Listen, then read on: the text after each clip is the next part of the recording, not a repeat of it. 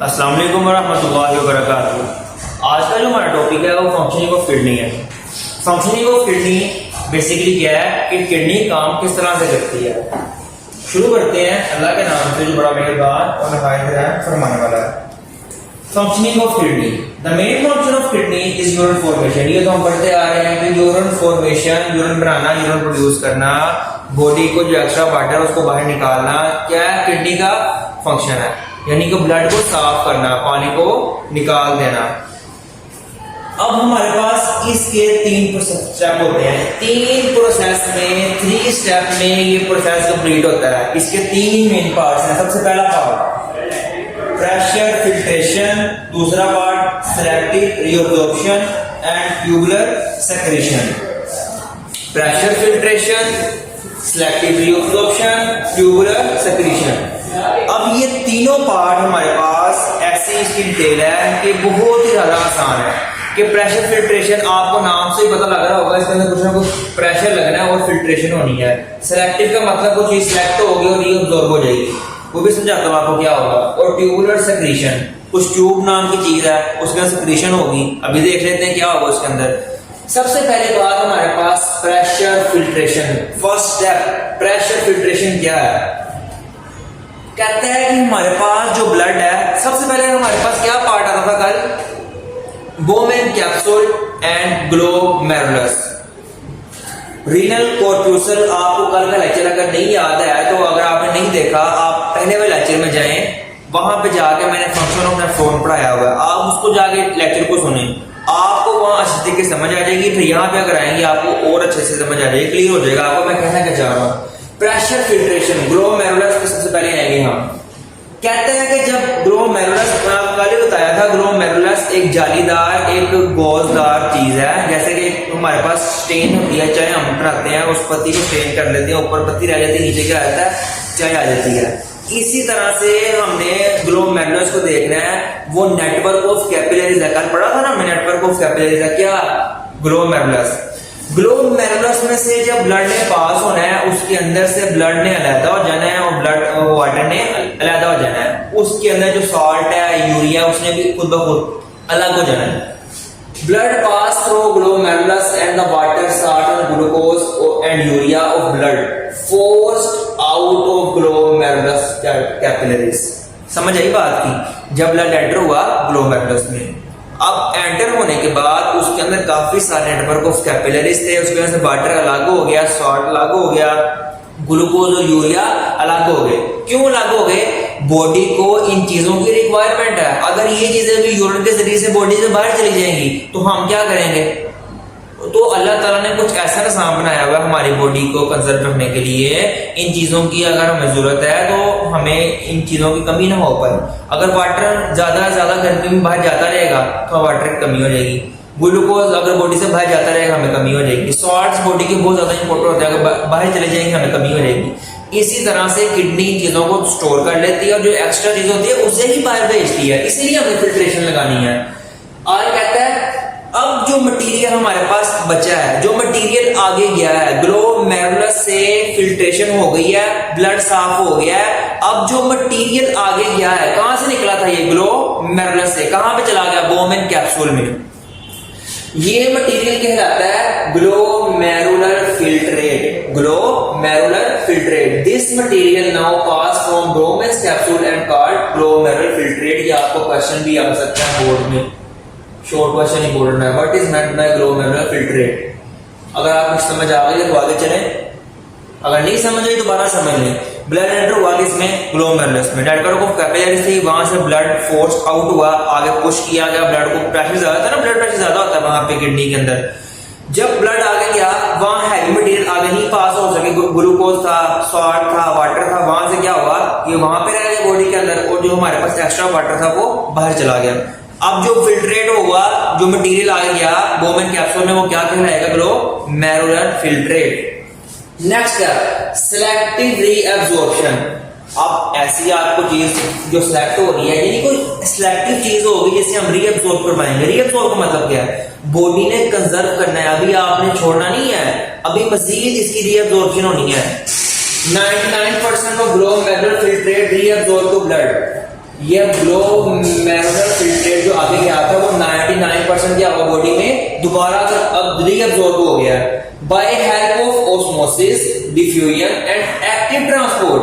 Glomerular filtrate में water भी था और सॉल्ट्स भी थे, ठीक है ना, सिर्फ वाटर नहीं था, सॉल्ट्स भी थे, यूरिया भी थी। अब तीन तरीके से इन चीजों ने यहाँ पे रीअब्सॉर्ब हो रहा है। अब आपने ये चीज जरा समझनी है। अच्छा, मैं कहना क्या चाह रहा हूं, इसके अंदर ओस्मोसिस होगी, डिफ्यूजन होगी एंड एक्टिव ट्रांसपोर्ट होगी।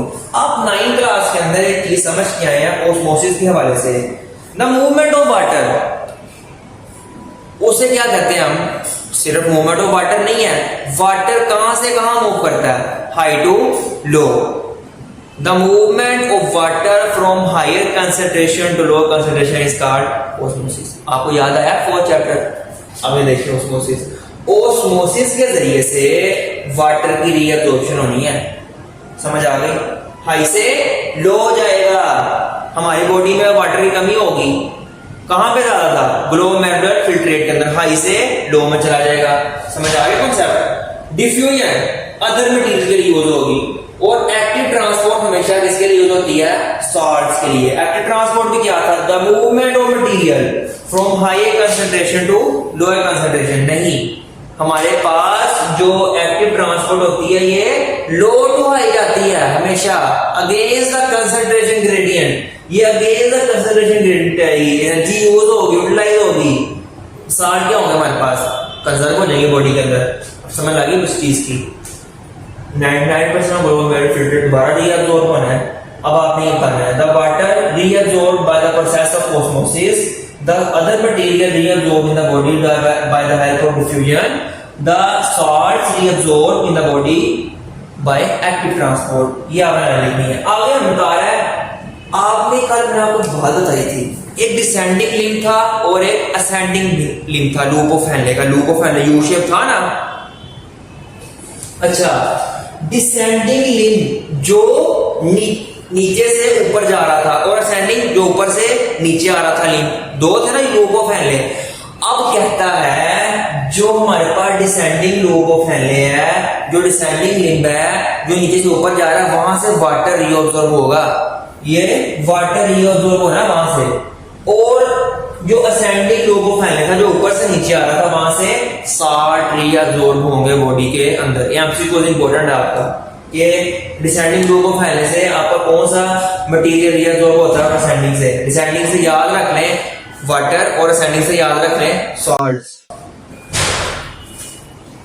हमारे पास थर्ड स्टेप है, पहला हमने स्टेप पढ़ा प्रेशर फिल्ट्रेशन, दूसरा हमने पढ़ा सिलेक्टिव रीअब्सॉर्प्शन और हमारा थर्ड स्टेप रह गया ट्यूबुलर सेक्रीशन। ट्यूबुलर सेक्रीशन हमारे पास अब ऐसी बात है कि ये हमने पहले पढ़ा था बोमेन कैप्सूल में। सबसे पहले ग्लोमेरुलर फिल्ट्रेट, ग्लोमेरुलस के अंदर ब्लड गया, यहाँ से फोर्स्ड आउट हुआ, बोमेन कैप्सूल में गया, ये क्या कहलाया, ग्लोमेरुलर फिल्ट्रेट। अब यहाँ पे आएगा ब्लड पहले प्रोक्सिमल कन्वोल्यूटिव ट्यूब्यूल, फिर यहाँ से गुजरते गुजरते गुजरते गुजरते यहाँ पे आया लूप ऑफ हेनले में। डिसेंडिंग लूप ऑफ हेनले में, डिसेंडिंग लूप ऑफ हेनले में हमारे पास क्या हुआ था, कंजर्वेशन ऑफ वाटर, और असेंडिंग में क्या हुआ था, कंजर्वेशन ऑफ सॉल्ट्स। अब यहां पे हमारे सॉल्ट आ चुके हैं, अब हमारे पास सॉल्ट यहां पे आ चुके हैं।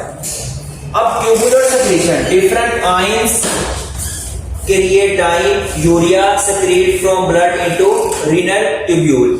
ये सारा हमारे पास क्या था, रीनल ट्यूब्यूल। अब हमारे पास जो डिफरेंट आयन थे, क्रिएटाइन थे, ये भी कोई आयंस की किस्म में सॉल्ट्स होते हैं, और यूरिया, ये कहां पे आ चुकी है, ब्लड में। ब्लड से हमारे पास सारी की सारी रीनल ट्यूब्यूल में यहां पे रुक गई है, ब्लड ने इसको यहां पे छोड़ दिया, यहां तक का साथ यहीं तक था। This done to maintain blood, ये क्यों किया है सारा कुछ, ये प्रोसेस क्यों हुआ, ब्लड को नॉर्मल पीएच पिलाने के लिए। 7.35 है 7.45।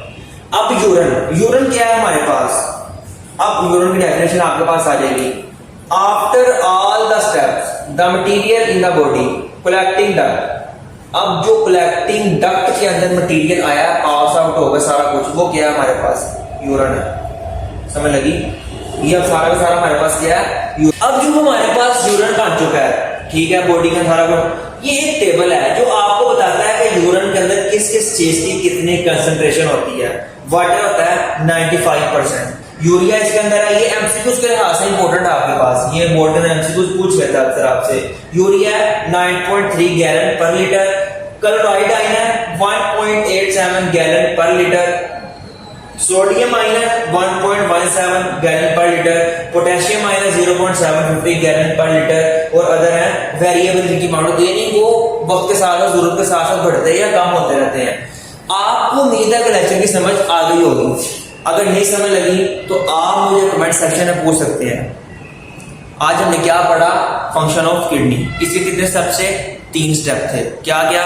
पहला प्रेशर फिल्ट्रेशन, दूसरा हमारे पास सिलेक्टिव रीअब्जॉर्प्शन, फिर तीसरा हमारे पास ट्यूबुलर सेक्रीशन। समझ लगी?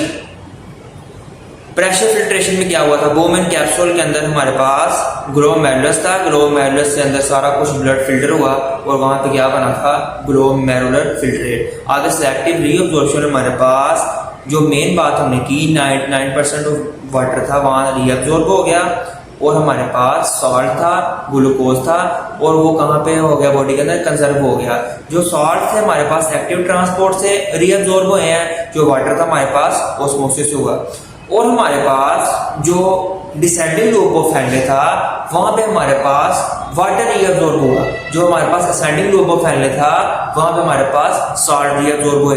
जो हमारे पास ट्यूबुलर सेक्रीशन वाला पार्ट था वहां पे हमारे पास सॉल्ट थे, क्रिएटाइन थे और यूरिया थी। वो बॉडी के अंदर जो थी वहां से ब्लड के अंदर आई, ब्लड के अंदर से वहां से कहां चलेगी? वहां यूरिन के साथ चलेगी बॉडी से बाहर, जिसकी हमें जरूरत नहीं थी। फिर हमारे पास क्या हुआ? यूरिन प्रोड्यूस हो गया। यूरिन प्रोड्यूस होने के बाद वो बॉडी से बाहर चला जाएगा। इस तरह से हमारी बॉडी के अंदर वाटर की और सॉल्ट की कंजर्वेशन हो जाएगी। आज हमारा किडनी का टॉपिक मुकम्मल हो चुका है। अस्सलाम वालेकुम वरहमतुल्लाहि वबरकातुहू।